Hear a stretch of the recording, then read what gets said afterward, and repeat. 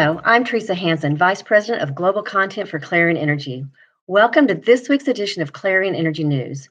Before I start with the stories, I just want to acknowledge that, like everyone on the planet, our content team's personal and work lives have changed dramatically in the past couple of weeks. All of our offices around the globe are closed, and like many of you, we are working from home for who knows how long. So, Jennifer Runyon and I, with help from our video team, are going to try to bring you a few news stories each week from home. I ask that you please bear with us as we figure this out. So, here goes. Story number 3. In this unprecedented public health emergency, the Federal Energy Regulatory Commission and the North American Electric Reliability Corporation will take steps to ensure that operators of the bulk electric power system can focus their resources on keeping people safe and keeping the lights on. The two regulatory agencies are using discretion and considering the impact of the coronavirus pandemic when it comes to noncompliance with obtaining and maintaining personnel certifications. FERC and NERC recognize the uncertainties regarding the response to and recovering from this virus. The agencies said their shared goal is to ensure all registered entities balance their concerns for the health and welfare of their workforce while staying focused on the mission of supplying power to consumers across North America. Both agencies will allow this personnel consideration until the end of this year. And now I'm going to turn it over to Jen Runyon, Content Director, who will give you the rest of this week's news. Thanks, Teresa, and hello, everyone. Welcome to my home office video studio.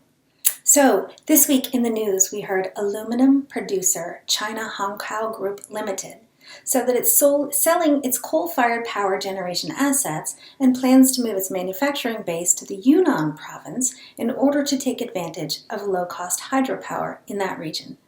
China Hongkou Group said it's doing this in reaction to the nation and Shandong province implementing policies related to reducing coal consumption during the 13th five-year plan, which ran from 2016 to now, 2020.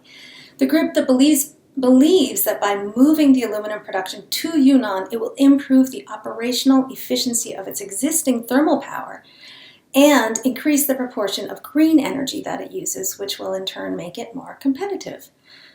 As of 2019, China's hydropower capacity was expected to be at 360 gigawatts, which represents about half of the renewable energy capacity installed in the country.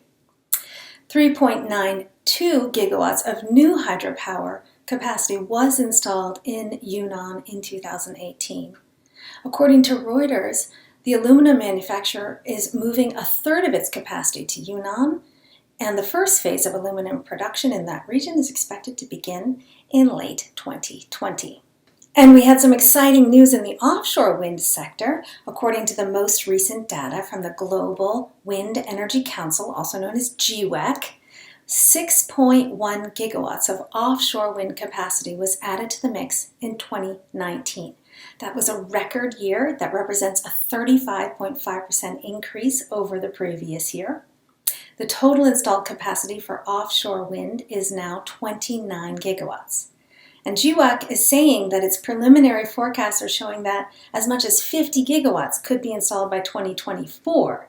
And that would bring the total installed capacity to almost 90 gigawatts, an increase of more than 200% from today. Europe remained the largest market for offshore wind in 2019, accounting for 59%, and that was followed by the Asia-Pacific region, which accounted for the remaining 41%.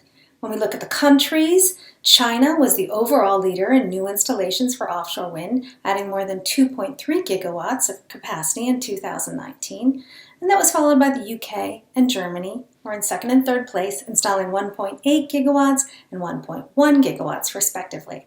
In addition, we had two countries, Portugal and Japan, that both installed floating offshore wind capacity in 2019. They were small projects. Portugal's an 8 megawatt floating offshore wind project. Japan had a 3 megawatt floating offshore wind project, but this is still exciting.